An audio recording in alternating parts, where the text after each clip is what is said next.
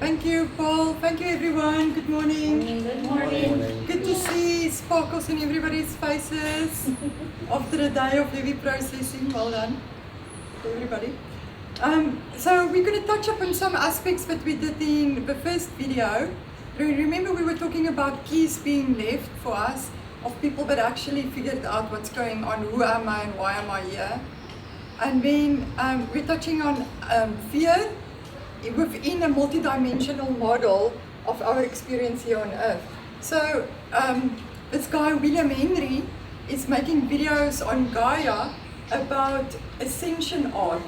So he's going back and he's looking at ancient art, because if you really think about it, like the artists from, let's say for the last 2,000 years, are the really creative, inspired, heart-centered folk that had visions and then was able to take that vision and put it on a canvas.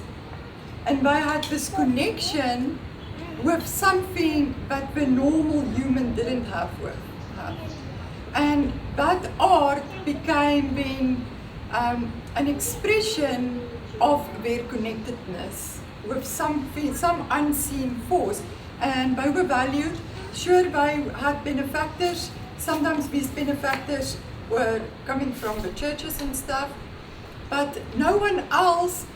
It's kind of like so weird, because even though like the Roman Catholic Church had all of this dark influence in people's need to understand why we're here and the seeking, like remember we talked about the seeking, there's still aspects of pure creativity and pure love that are still present within those systems. And one of them are the art. Some of them are the layouts, some of them are the floor patterns, some of them are like the fractal models on like Middle Eastern mosaic tiles. Those are all like sacred geometry. So if you look closely at some of the symbolism in the churches of Europe and Middle East and wherever, there's many keys that are apparent there. But somehow either the people that built it didn't know, or they knew it, but they were but those that are trying to enforce the fear paradigm into the people wasn't aware what was happening. I just thought, oh, that looks pretty, nice use of color.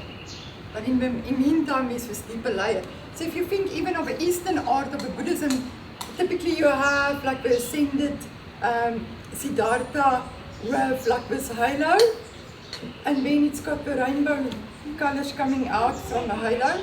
Remember that? And then in Christian art, you often see like one of the apostles or whatever with a golden halo light. So that's the ascended state. So that is when the human is fully able to reclaim his multidimensional self, live as a physical being on Earth, and able to manifest in the current here and now this source of love and creativity into the world around you. So that's how your soul song is connected with the soul song of Mother Earth, because remember, power, beauty, creativity is her desire. So you being a creator with a source of love and creativity in this realm is your connection with why you are here.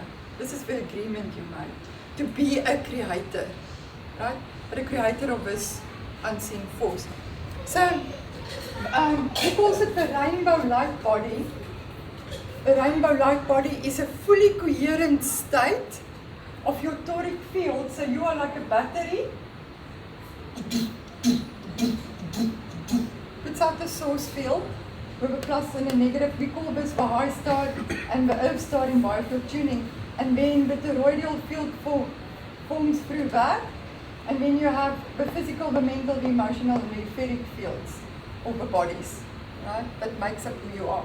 So you have incoming light from the universe flowing down, and then through your negative out, down into the idol crystal core of Mother Earth. It bounces back up, and that's what's giving you a woohoo, spring in your step, right? And then it flows. And it flows back up, and then remember, here's your oversoul, and that information flows back to all the U's on all the parallel realms or dimensions or whatever. So it's a constant flow state, right? So maybe that's also why that symbol is so important, the infinity symbol. Okay, so then if you look at this rainbow-like body, and here's all the information coming, your physical body is a filter that filters the information and then creates what your physical senses are perceiving in the here and now. So the colors you see, the things you touch, the smells you have, all of that you create is because there's information coming towards you. It's like the, remember the prism of the prism experiment we did? Sunlight, and it fractals into the rainbow. Remember that? This is what's happening. There's consciousness coming, information goes through your lens, and it creates what you see, feel, and hear. So this rainbow-like body means that all four your physical, mental, emotional, and etheric bodies are in a total state of coherence. The information comes in, and you create your perfect reality. If there is such a thing as perfect reality. Because we're always in an expansion process, so to put a stake in the ground and say, if I get here, it will be perfect, is inconceivable. Because once you get there will be more growth, and more growth, and more growth, and more growth. That's why we say it's the journey that's important, and not the destination. So this is what we can attain, is this perfect coherent state with a fully activated rainbow-like body. And the key for this aspect, the key aspect is this heart center, to bring it back online. And you bring up the heart center back online, we call it the threefold heart flame. There's three aspects to it. It's power of will, love, and wisdom.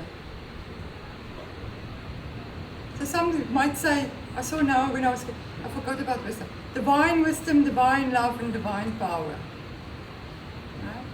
So the ascended masters or whatever, when they have a fully activated heart center, they have fully realized ability to act out their will, to express love, and to emit wisdom. So you can see in which areas you may be lacking, and you can direct an intention to further enhance and uncover one of these threefold heart flames to get to this state. So remember this model we did in the previous talk of 1D, 2D, 3D, 4D, up to 9D. You can also see it like this, as nesting dolls within nesting dolls within nesting dolls. So let's say this one is a source field of information, that one source field, all affecting your singular point of here and now. Okay. So I'm just saying that because we talked about that yesterday, so it's good to see it visually.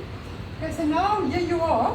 You have universal source field coming in, and through your senses, you see your environment, the people, the places, and what you hear maybe, or what you're reading these days on your phone, all the information coming towards you. So this is the information coming towards you. Then you have a built-in filter from the mind, like this might be filtered through the heart. This often gets filtered through the mind. I don't know now, I'm not exactly sure. But let's just go with filter, whichever filter it is. And the filter is made up of your beliefs, your attitudes, your values, your morals, your culture, and the decisions or vows you made. So Nicole hasn't heard this, but when we do the NLP communication model, oh no, I have told you, remember boy meets girl, they fall in love, week before the marriage, there's a car crash, he dies in her arms, she vows, I will never love again. Remember that? Yeah. Then 10 years down the line, she cries every night, I'm so lonely, but there's this friend that secretly likes her, but she's unable to, because she made a vow, I will never love again. So even though everybody can see he's in love with her, and by such a good connection, like the information is there, everybody else sees it, but she's filtering out the information because of a decision or a vow she made. She just cannot see it. That part will take over and say, no, this information is just nice to everyone. Okay? So you filter the information coming in for your beliefs, your attitudes, your values, your morals. The morals you were taught and accepted. Your culture. And yeah, okay. So when you, let's say now, you have a belief that you fear failure. Because your dad kept laughing at you when you were a little toddler trying to walk. And every time you fall, he was cracking up, thinking it's the funniest thing. Now you fear failure because someone's really laughing their ass off at you. Now when this happens is that for you, yeah, this little baby is you, creates a new timeline of experience. This is your central theme timeline. And through the program of fear of failure, and it creates a different reality. A reality where this child now is shy. And when that happens, the you in this timeline, it's diminished. Because every time, let's say now, the child's 5 years old and everybody's painting in class together and she spilled the paint all over the picture and everybody's like, laughing, bam, full on experience of when she was a little child, everybody's laughing, becomes shy, becomes timid. Then all of that emotional energy, everything gets fed to make this timeline stronger. So every time there's an environmental information coming that's similar to this belief, and it activates this belief, this you on the other timeline gets more energy, and this you in the here and now gets diminished. So we can have fear of suffering. Yeah. And we create another timeline experience. We can have fear of being hurt. And all of that diminishes the you and the here and now. Because how does it practically diminish you? Because let's say I just made a mistake of rubbing my hand and putting this. If I still had the fear of failure or the fear of ridicule, this information is taking me out of my present state because it's activating an old fear of failure and ridicule, and I'm stepping outside of the present now onto the timeline where I'm feeling ridicule, fear. You see, now you're not there anymore. Now you're here on this old timeline. That's why with biofield tuning, when we do the eye center chakra, this is fear of the future and this is regret of the past in your toric field, because you're unable to be fully here and now when you have so much stuck emotions, rejecting, regretting your past or fearing some future. And now what happens is when the information comes and you have all these filters running, this fear of failure, this fear of suffering, the fear of being hurt, you don't create your perfect reality, you create a distortion. You see? You create a distortion because the lens through which you filter has all this dissonance in it. So it cannot create the reality you desire. It creates that which you fear because you create through your beliefs. your attitude. That's why we do this work of erasing these and collapsing them, and we talk about collapsing timelines, where you are stuck in the past or fearing the future, so that you can become coherent, a coherent being, not an aspect of you still stuck on this timeline where you are fearing that rejection, blah, blah, blah. You're collapsing this timeline, integrating all of that in this coherent state of now. That's why, so when this happens and how it relates to the emotional body, right, is every time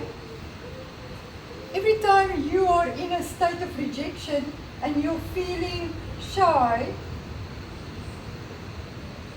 and you're feeling shame, you might have blame, you might even have resentment, you might even have hate, anger. So every time when you are going back to this timeline of rejection, your emotional body has an automatic response that's connected to this belief state, and your body goes into these lower vibrational frequencies. And every time you revisit it, it keeps feeding on it, so the emotional response will become severe and severe and severe. It's like what that story, I don't know if it's North Indian wisdom, where they say, who are you feeding, the white wolf or the black wolf? If you put the black and the white wolf to fight, who's going to win? Who's going to win? The one you feed.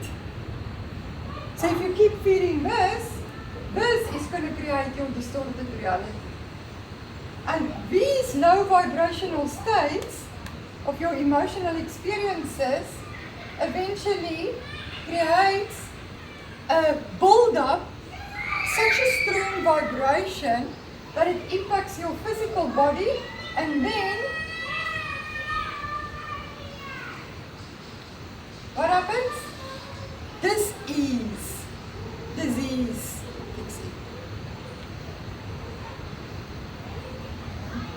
And then what happens if you, let's take the last body, the etheric or the spiritual.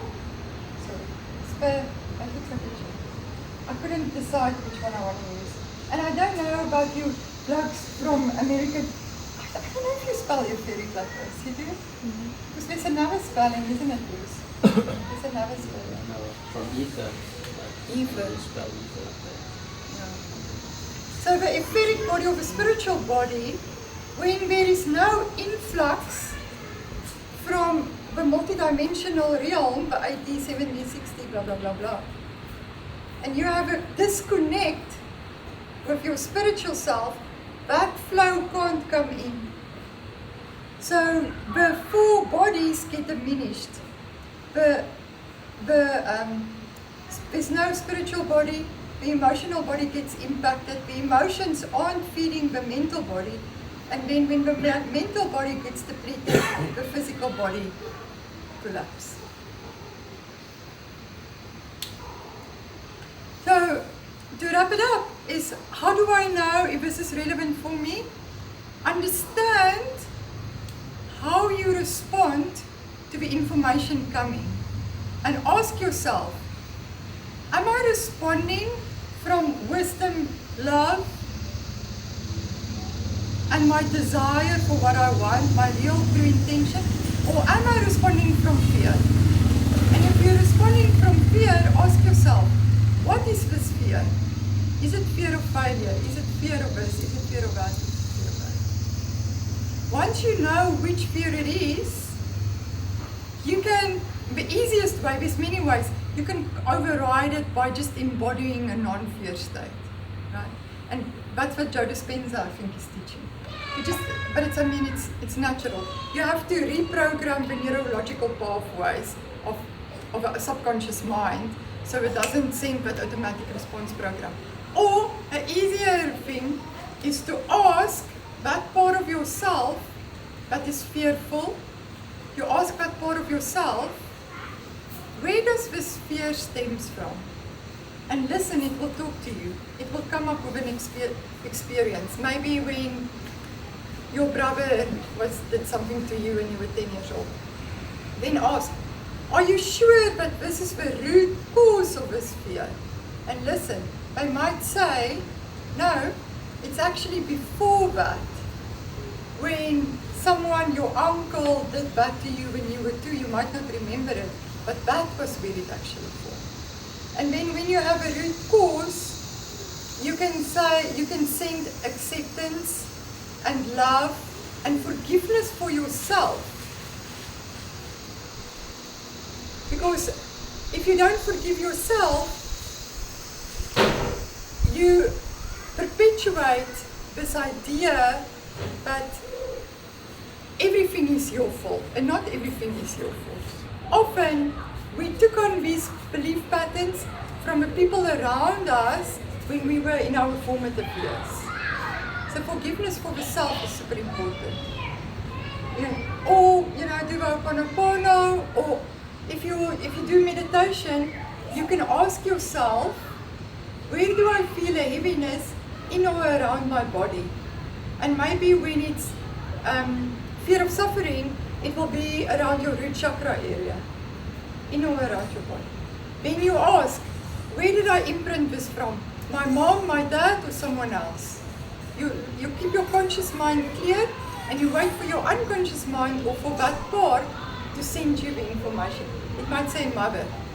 Then you ask, how old were you when you imprinted this pattern?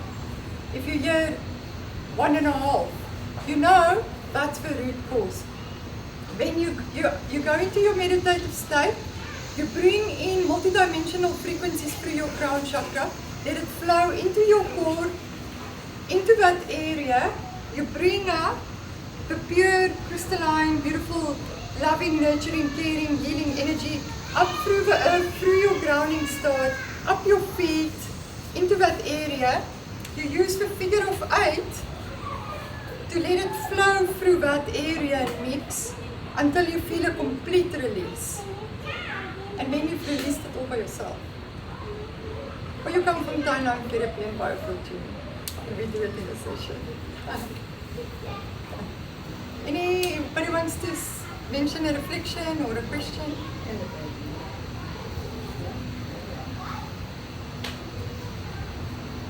And this is something we're going to be offering. Yeah. Right? This is something, in the beginning it's very good to do timeline therapy just to give people the perception and the ideas of actually accessing this root cause, and that's an actual thing. Because we ask, did this happen before birth, in the womb, or after birth? You keep your conscious mind clear, the unconscious mind says before birth. I ask, was it a past life or passed down to you genealogically? Past life. Oh, okay, past life. If you were to know how many lives ago, 3. When you do a visualization, you fly into your past, you go straight into the memory, you experience what's happening, you release the belief program with all of the attached emotions, and then you go and you collapse all the timelines that's active from that root cause imprint all the way to now. And we even suggest to the unconscious mind of how would you like to feel instead. So instead of fearing rejection, you can say, there's no such thing as failure or mistakes. We're all just learning, experimenting. And then, And this is why we say children have such a pure heart, right? Because as it gets worse and you go through life and you have more and more and more impactful negative experiences, it gets harder and harder to get back to that rainbow state. But I would, right? It reinforces, energetic, emotional belief patterns that take away from your present wholeness. They're just like separate parts of you that are taking your strength and energy and your ability to function in a pure way, in a clear-minded way, in a clear with your heart and your mind, and it's pulling from that instead of everything just being integrated, like she was saying. So It's like, I say, cerebral, it's like life pushes you in deeper and further into the corner. Like you don't want to deal with it, something else starts happening. You don't want to deal with it, something else starts happening. Something else starts happening. That's why when people finally, the doctor tells them you have 3 months to live, they're like, oh shit, maybe now it's time I deal with that shit. They finally have that realization. But keeping in consideration that we as a society has evolved in seeing right and wrong. So, the further the roots dig down into the earth, the higher the tree can grow. The ones with the shallow roots has no footing. I mean, they will fall over quickly, so they cannot grow tall. But societally, we've been conditioned that digging your roots deep into the ground and deep into your psyche, The shadow. and going deep or having these perceived negative experiences in life is just bad. No one wants it. And part of why that's so relevant to the way society's set up is because these things are set up as if everybody is the same. Like the benchmarks you have to meet in Yes. school and the things that you, The perfection. right. And it's, nobody is the same, right? And we all really know that. We know we're not all the same, but we always try to achieve these goals or this idyllic thing that's put in front of us. So so some people can, follow that a little easier than other people, right? And so it really separates and causes some. That's why it's never good to try and compare yourself to someone else and just focus on what you are creating. And are you creating from fear, lack or insecurity, or are you creating from love, power and wisdom? And just take that as your benchmark. So release, do the shadow work deep as you can to uncover those. And then you will just become more and more into a coherent state. We've been cultivated to, from birth, it's to avoid pain and gain pleasure. The avoiding gaining pleasure, that is basically what our lives are revolving around.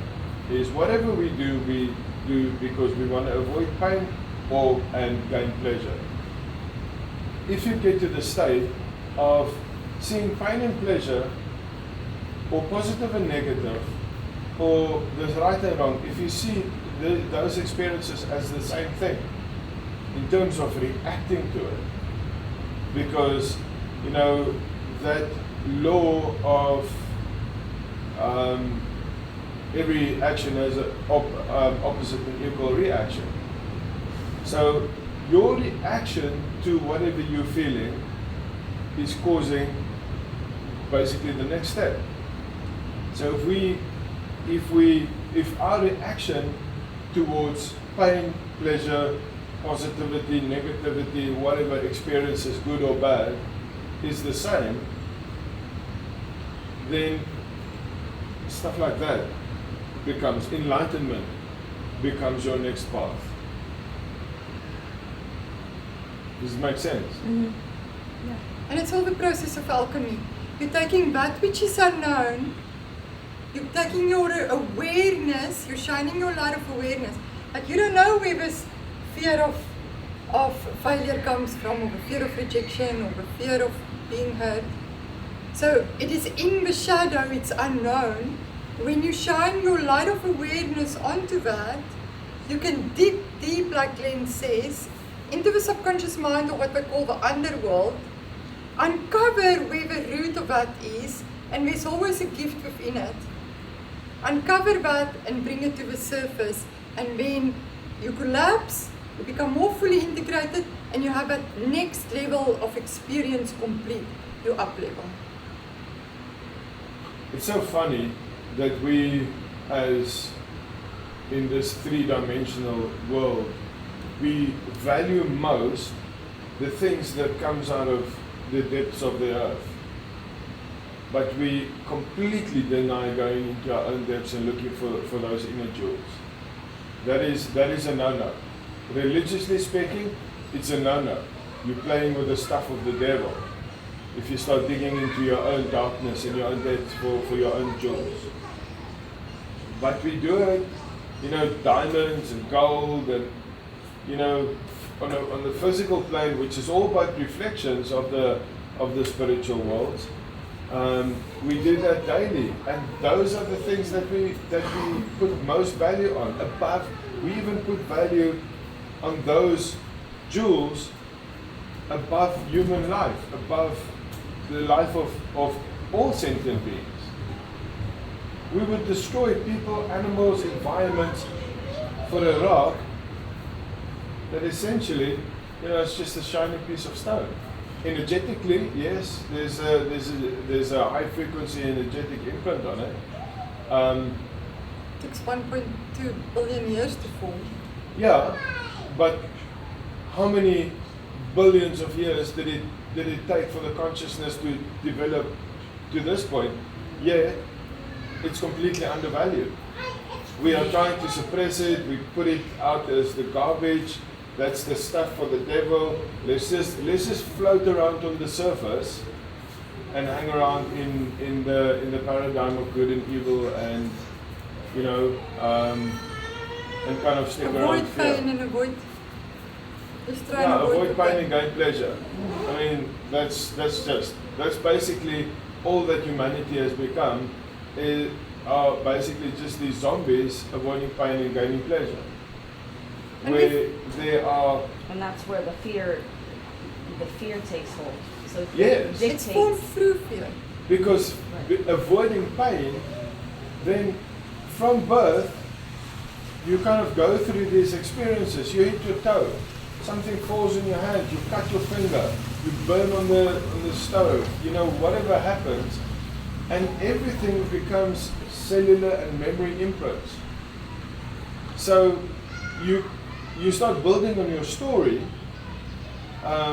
We spoke about the 3 significant injuries and where personality then starts developing. And you build on your story from then, and then that story is basically just a historic count of pain and pleasure. So fear is just a charge of your historical experiences of pain. What is fear?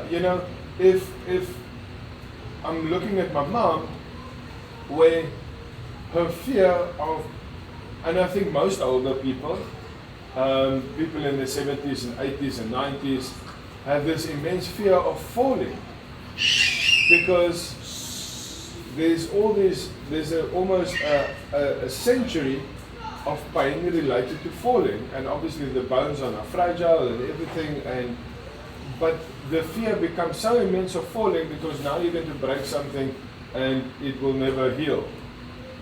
That becomes part of the conditioning. Have you seen a little toddler being scared of falling? They learn to fall, they whack on their face, they get up, they stand again. It's your reaction to that because that causes them to. There's no memory in it that solidifies the feeling of I'm going to fall, because there's no memory in it. Obviously on a deeper level, on a more genetic level, there are certain fears of, you lose your balance, you push someone backward, it's automatic responses. But we're not talking about automatic responses of being scared of having a fearful reaction. It's not that, it's the stored fear that then becomes, you take your historical avoidance of pain and events, and then you apply that to a futuristic possibility that might happen based on your history. But where you are, nothing is happening. And that's You're holding sitting us in back. You're sitting in a chair. It's holding us back from really gaining.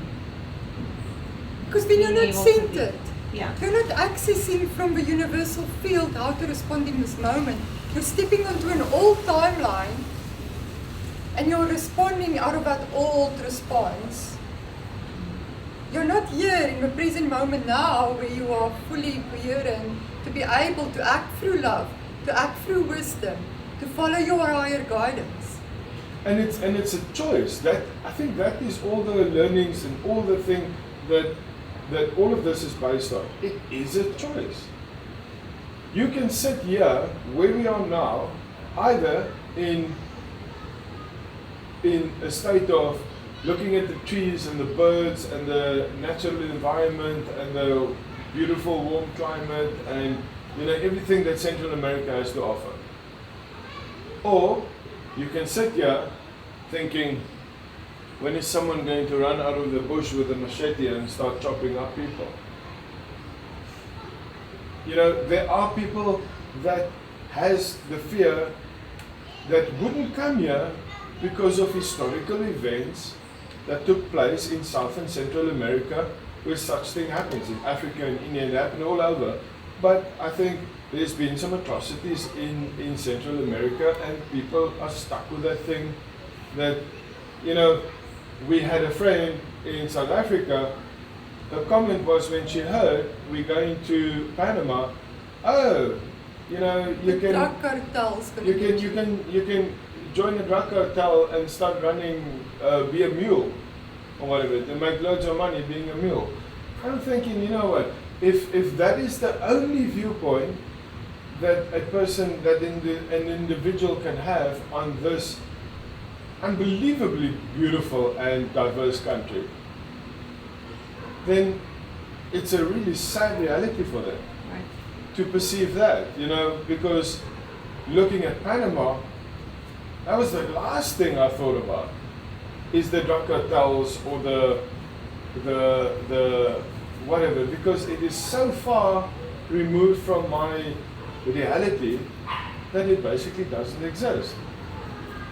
But it's a choice. At the end of the day, it's a choice. And it's not always that we understand our own choices and the effects of the choices, but it's a choice. Okay, great. Let's wrap up so we can. I'll just say something. I listened to Thanks. Sadhguru. And yesterday his quote of the day was fear. And he says, fear means to suffer what may or may not happen in the future. It is a consequence of mixing up your memory, your present experience, and your imagination. That's pretty much exactly what it is. And he says, like, what you were talking about, Glenn, with, we're taught to value and learn about everything outside of ourselves. But we're not even given the user manual for our own body. Like, how complex is this body that we live in? And we don't even know how to use it. We don't know how it operates. We don't know what to do with it. Nobody gave us the user manual to get the most out of our physical form. So, we've just been taught wrong about the wrong things all the forever. But the user manual, in saying that, the user manual is there. There is a user manual. Yeah. But it's not outside. We're looking outward and downward for this user manual. Where on earth, where in the universe is this user manual? You focus, you center, you go in, and the user manual is there. All the yogis, from throughout the ages, has recorded things about the human body and capacities that science are only trying to figure out now. That's information that's like 2,000 years old. Because the user manual is inside. Everybody can access it. It's not there as an open platter for everybody, because you need to go and study to learn how to use that user manual. Because if you align completely as a whole human being, you gain certain powers and certain energy fields and stuff activate, that you gain certain abilities, that you can do things that would be considered, completely supernatural and above and beyond human capability. So there's a reason why not everybody can access it left, right, and center. It's not intended to. I mean, if there's also been suppressed. if there is this this most powerful thing standing there that can either be used for absolute good or absolute evil, you know, then who are you going to allow to do that or to use that machine? It's going to take a while to get to learn that machine.